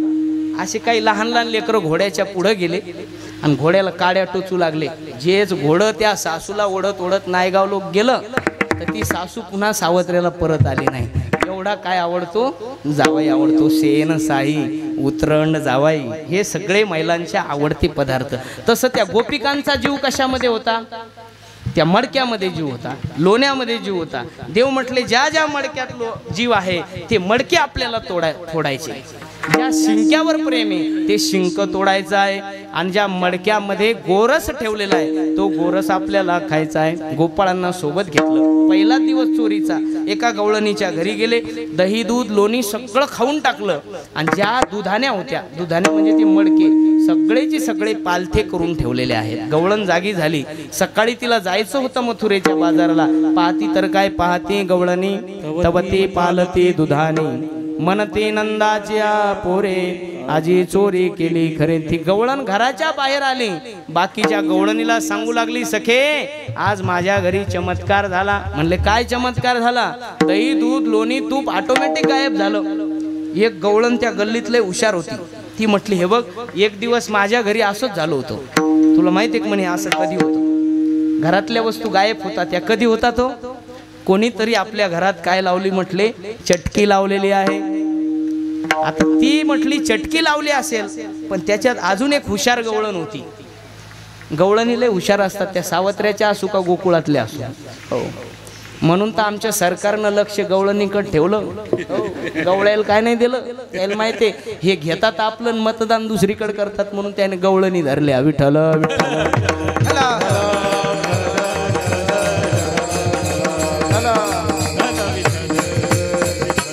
त्या वेळेला काय झालं, भगवान परमात्मा त्या गवळणीच्या घरी गेले. ती सांगू लागली, सखे माझ्या घरी चमत्कार झाला. आणि ती म्हटली चटकी लावली असेल, पण एक गवळण हुशार होती, ती आली. ती म्हटली चटकी बिटकी काही नाही, मी काल यमुनेचं पाणी भरायला गेले होते तेव्हा नंदबाबा चाला आला.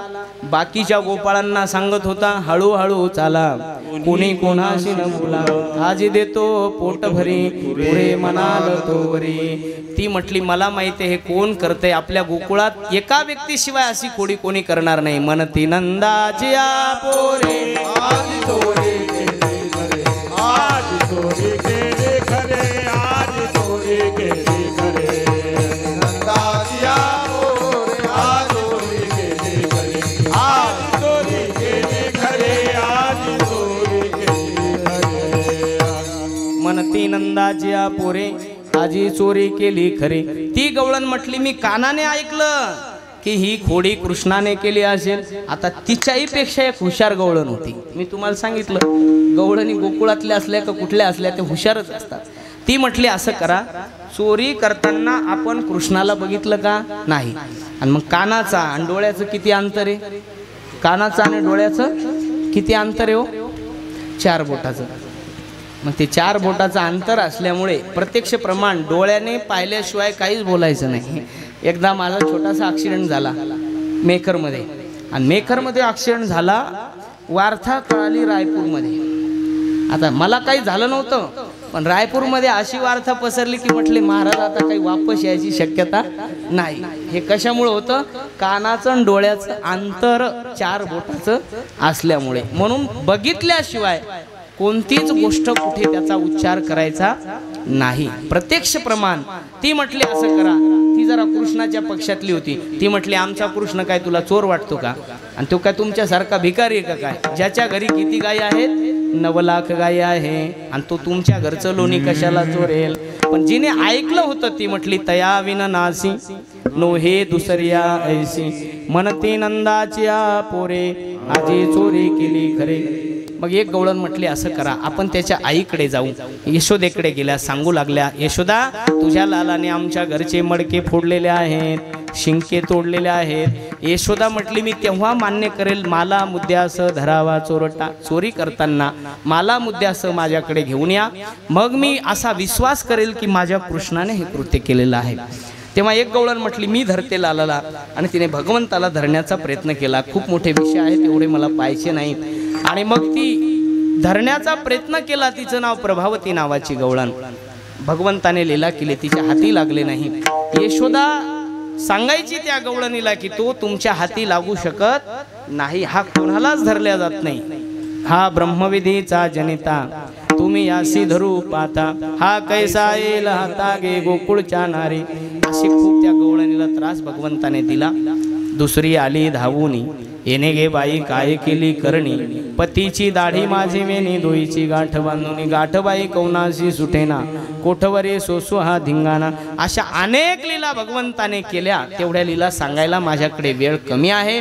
आणि त्या लीला संपल्या, गोपिका त्रस्त झाल्या, यशोदा मातेकडे गेल्या आणि यशोदेला विनंती करू लागल्या, यशोदे कृष्णाशी सांगावे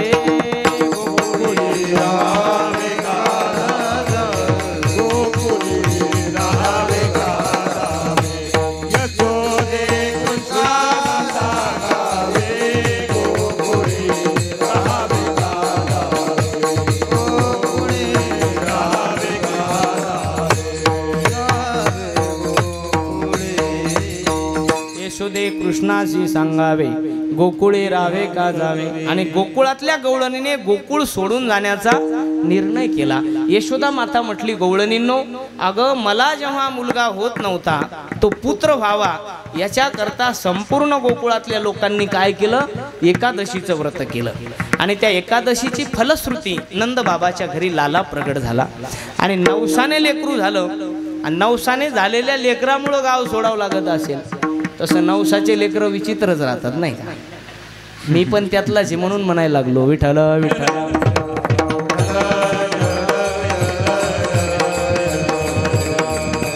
गवळणीने विनंती केली, यशोदे कृष्णाशी सांगावे गोकुळे राहावे का जावे. यशोदा माता म्हटली कुठेही जाऊ नका, आजपासून माझा लाला कोणाच्या घरी जाणार नाही. कृष्णाला ताकीद केली, कृष्णा तुला मी ताकीद करते, घरी कुणाच्या जाऊ नको. देवाने खोड्या बंद केल्या, 1 मास कोडी देवे नाही केली प्रचिती यशोदेसी. पण आता देव घरातल्या खोड्या करू लागले.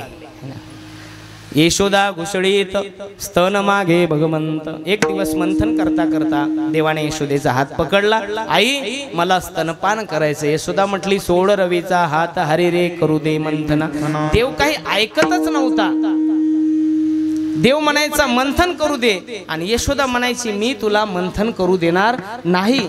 मंथन करण्याकरता का नकार दिला. देवाने जर मंथन केलं असतं तर एक भाव प्रगट होतो या ठिकाणी. पूर्वी एकदा समुद्र मंथन झालं आणि त्या समुद्र मंथनामधून 14 रत्न निघाले. आता 14 रत्न निघाल्याच्या नंतर त्याच्यामधून लक्ष्मी निघाली. लक्ष्मीचा काय झाला? जन्म झाला. 14 मंथन केल्याच्या नंतर लक्ष्मी निघाली. तेव्हा लक्ष्मी त्या मंथनातून निघली. आता लक्ष्मीला पुन्हा चिंता लागली की या बाबाने जर पुन्हा मंथन केलं आणि दुसरी लक्ष्मी निघली तर मला महत्व राहणार नाही. मग दुसरी लक्ष्मी जर यातून निघली तर माझं महत्व कमी होईल. मग त्यावेळेला त्या लक्ष्मीने काय केलं? यशोदेला बुद्धी दिली. तिला सांगितलं अजिबात याला मंथन करू द्यायचं नाही. याने जर मंथन केलं तर माझं महत्व कमी होईल. मग देव ऐकतच नव्हता. मग यशोदेने काय केलं? ओर बात सुन उकल सुगाला, और बात सुन उकल सुगाला, बांधले आतून अपने गोपाला, बांधले आतून अपन गोपाला. यशोदा भगवंताला बांधू लागली. दोऱ्या जमा केल्यात गोकुळातल्या, पण देव बांधल्याच जात नव्हते. 4 बोट दोरी कमी पडू लागली. यशोदेला घाम फुटला. आपल्या आईची फजिती होऊ नये म्हणून देवाने स्वतः बांधून घेतलं, नाही का? ओर बात सुन उकल सुगाला, बांधले आतून आपण गोपाला. देव बंदिस्त झाले. आता बंदिस्त झाल्याच्या नंतर यशोदा पुन्हा घर कामामध्ये मग्न झाली. तेवढ्यात देवाने जोराचा झटका त्या उखळाला मारला आणि उखळाला झटका मारल्याबरोबर उखळ झालं आडवं. आणि आडवं झाल्याच्या नंतर देव त्या उखळाला ओढत ओढत ओढत नंद भुवनाच्या दरवाजापर्यंत आले. आणि नंद बाबाच्या दारी 2 वृक्ष होते, नल कुबेर आणि मणी कुबेर. हे कुबेराचे 2 पुत्र होते.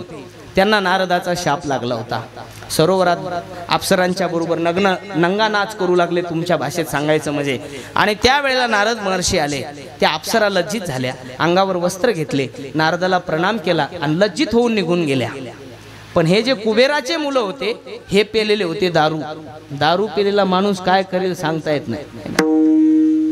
दारू पेलेले होते आणि दारू पेलेले असल्यामुळे नारद आलेत याची त्यांना थोडीशी लाज वाटली नाही आणि उद्धटपणाने अंगावर वस्त्र धारण केले नाही. जाऊ द्या, वस्त्र नाही धारण केले, पण असं हात जोडायला काही झालं होतं का? साधू आल्याच्या नंतर कमीत कमी हात जोडत जा, पायच नका धरो जाऊ. काही काही पाय धरतात आणि पाय धरून खोड्या करतात. कमीत कमी तसं तरी नका करत जाऊ. विठ्ठल विठ्ठल.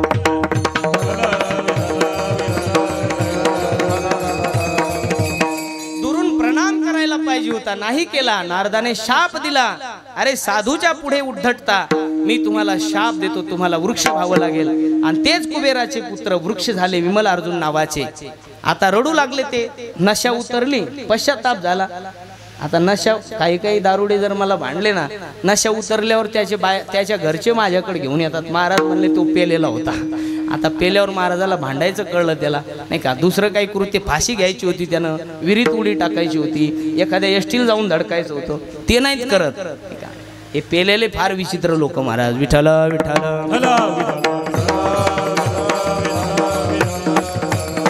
आणि मग नशा उतरली, पश्चाताप झाला, नारदजीला शरण गेले. संत उदार उदार भरले अनंत भंडार.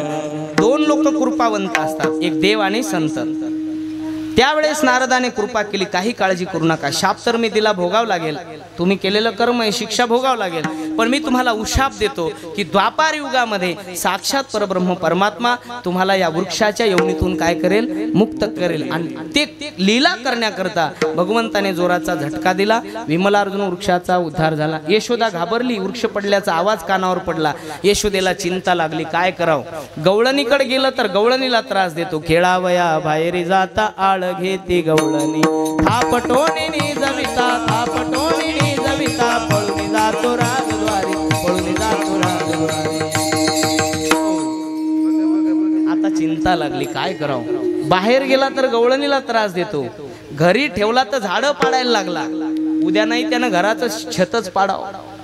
आता काय करावं? चिंता लागली. तेवढ्यामध्ये राधा आलेली आहे. राधेला विनंती केली, राधे राधे घेई श्याम सुंदर, राधे राधे घेई श्याम सुंदर, राधे राधे घेई श्याम सुंदर, राधे राधे घेई श्याम सुंदर, घेई श्याम सुंदर.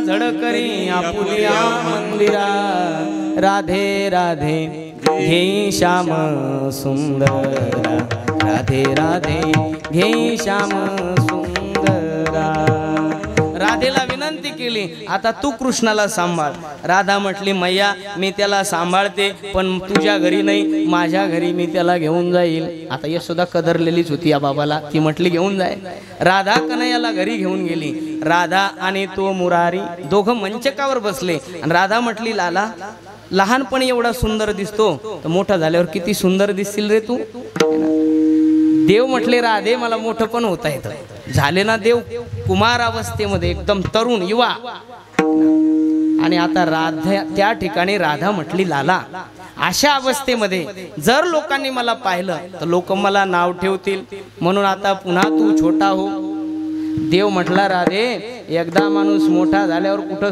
छोटा होत असतो का लहानाचा मोठा होईल मोठ्याचा छोटा होईल का मला सांगा माणूस म्हातारा झाल्यावर तरुण होईल का पण काही काही म्हातारे तरुण व्हायचा प्रयत्न करतात केस पांढरे झाले की त्याला पुन्हा काळं करतात नाही का दात पडले की दुसरे दात बसून घ्यायला लागले डोळ्याला दिसायना का त्याची लेस बदलून आणायला लागले त्यांना वाटतं आम्ही कसे दिसलो पाहिजे तरुण तुम्ही कितीही बदल करा पण तो रस येथे नाही मला दादुल्या नको ग बाई तारुण्य गेल्यावर म्हातारपण आल्यावर पुन्हा तारुण्य येत नसतं भगवंताने सांगितलं राधे मला लहानाचं मोठं होता येतं पण मोठ्याचं लहान होता येत नाही राधेने पाय धरले देवाचे मोठे भावार्थाचे बळ देव झाला त्यांचे वाळ राधेचा भाव पाहून पुन्हा देव लहाने झाले राधेनं कृष्णाला उचललं यशोदेकडे आणून दिला आता कसं आणून दिला असेल महाराज असा धरला कृष्ण दणकन आपटला यशोदेजवळ यशोदा म्हटली राधे गवळणीच्या घरी जात होता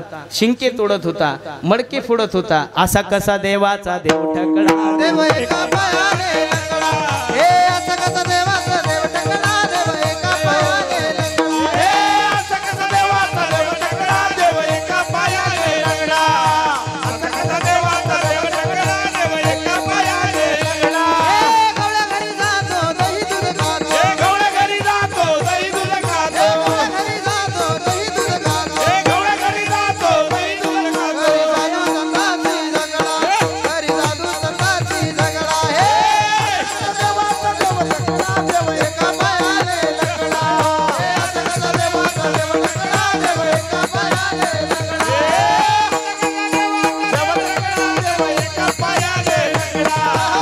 देवाचा देव ठकडा देव एका पायाने लंगडा देव एका पायाने लंगडा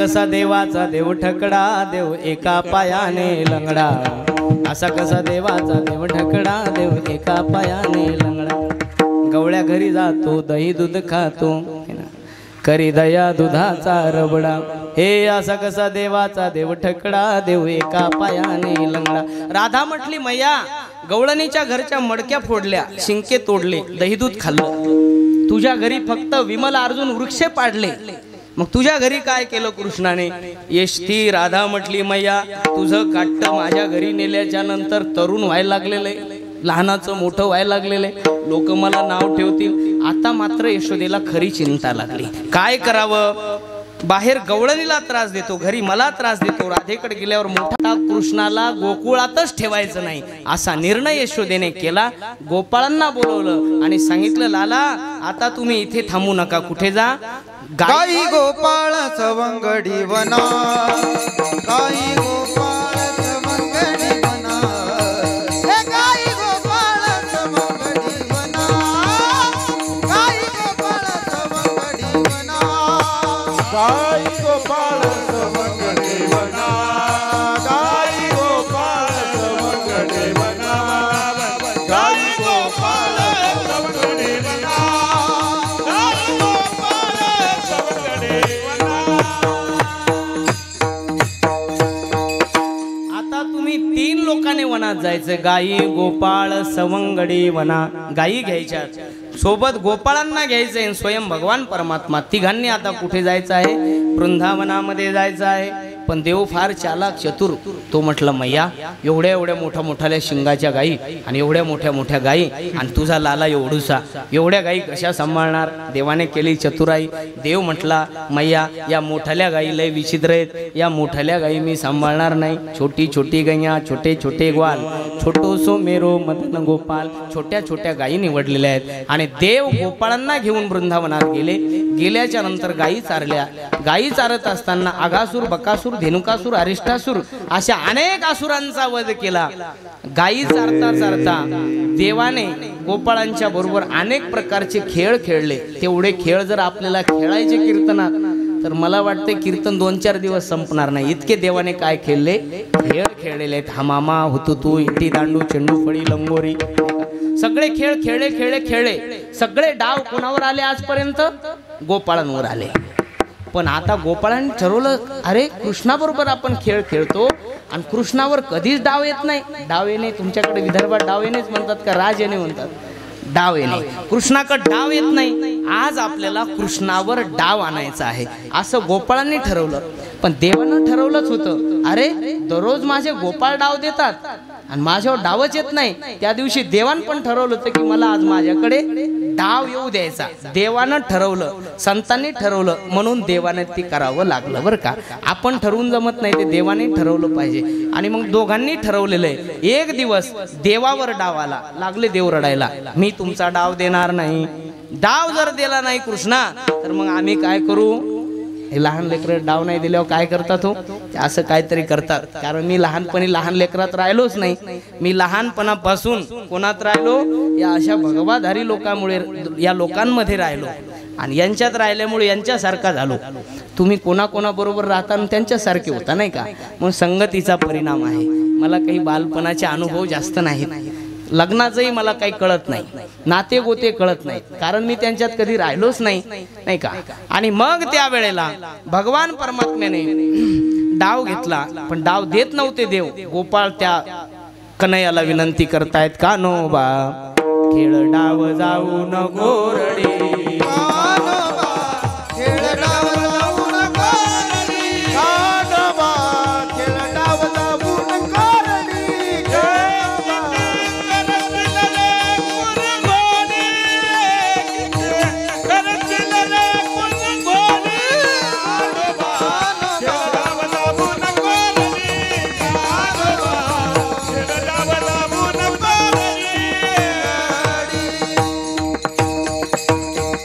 किती करशील रे कुर्र घोडे, कान्होबा खेळ डाव जाऊ नको रे. लाला आमच्यावर जेवढे जेवढे डाव आले तेवढे तेवढे डाव आम्ही खेळलो आणि एकच डाव तुझ्यावर आला तर तू काय करायला लागलेला आहे? बरं तो डाव आला का आणला है ना? अंबरीशाने द्वादशीचं व्रत केलं. डाव येणे म्हणजे काय? जन्म आणि मृत्यू. दुरोने आलो मिगा, दुःख झाले दारू. हे चिंतन फार वेगळे आध्यात्मिक आहे, एवढा माझ्याकडे वेळ आता नाही. आणि त्या वेळेला अंबरीशा करता भगवंताने 10 डाव खेळले नाही का. आणि एक डाव तुझ्यावर आलेला आहे, हा डाव तुला खेळावा लागेल. मग भगवंतालाही राग आला, उचलला चेंडू, गडी आला तिकून, डाव देला झोकून, गेला गुडघा वाकून, गेला गुडघा. किती सुंदर खेळ खेळले भगवंताने. आता गायी चारल्या, खेळ खेळले, आसूर मारले. आणि आता वेळ कशाची झाली? झाली आता वेळ म्हणते आनाची दोऱ्या, झाली आता वेळ म्हणते आनाची दोऱ्या, झाली आता वेळ म्हणते आनाची दोऱ्या, झाली आता वेळ म्हणते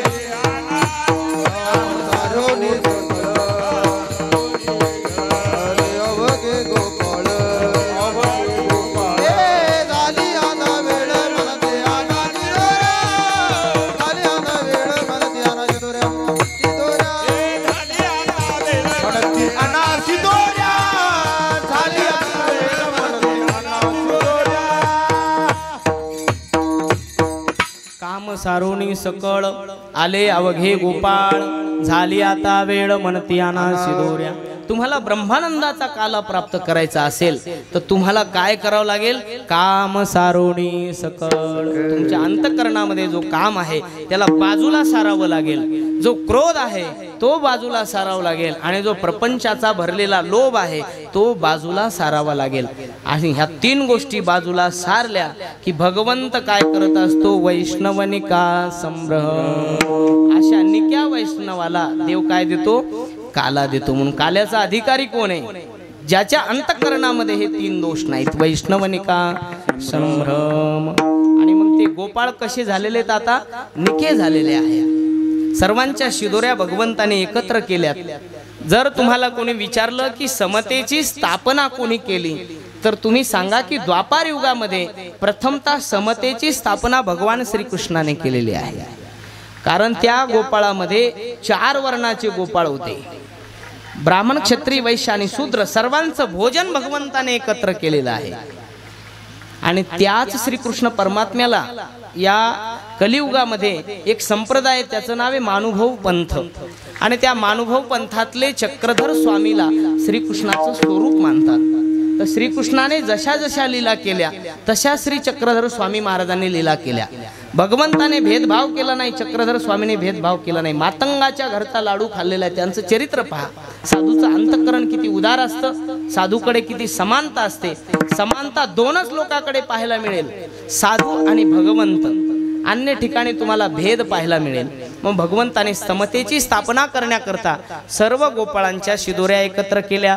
तो प्रसाद आपल्या उजव्या हातामध्ये, डाव्या हातामध्ये घेतलेला आहे. बिभ्रद वेणू जठर पटयो शृंग बेत्रेच कक्षे, बंसी कमरेला खवलेली आहे. आणि गोपाळांना सांगितलेलं आहे, गोपाळांनो मी तुम्हाला प्रसाद देतो, पण एक काम तुम्हाला करावं लागेल.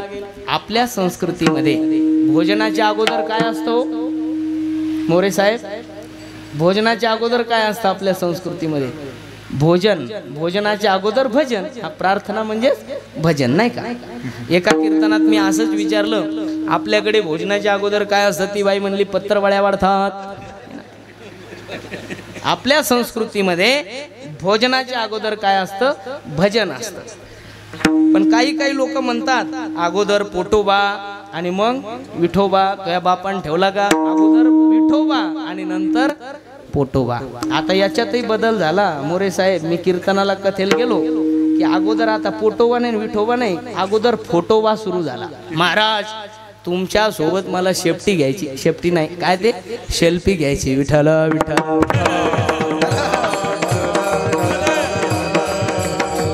अरे बाबा महाराज एवढा दुरून प्रवास करून आलाय, पोटात कावळे ओरडायलेत आणि तुला कशाचं पडलं, फोटोचं. म्हणून मी आता बदल केला त्याच्यामध्ये. आधी फोटोबा आहे ना, मग पोटोबा आणि मग वेळ भेटला तर विठोबा आहे ना. कसं नाही म्हटले देव. देव म्हटले गोपाळांनो मी तुम्हाला काला देतो, पण तुम्हाला या नेमाचं पालन करावं लागेल. आणि ते गोपाळ सगळे भजन करू लागले. भानुदास गीती गात,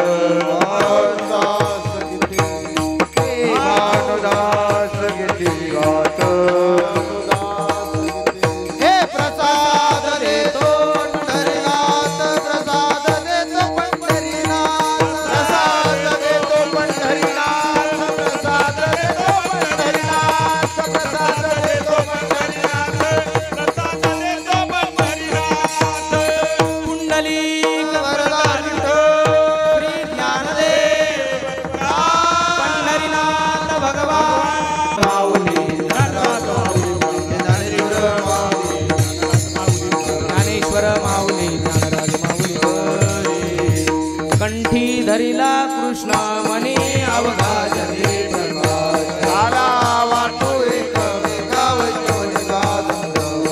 वाटोलिया ब्रह्मानिका उत्तम लोकाला काला वाटो एक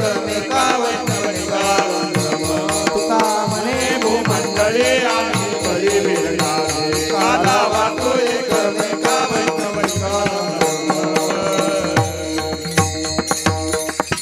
जय विठ्ठल जय विठ्ठल जय विठ्ठल जय विठ्ठल जय विठ्ठल जय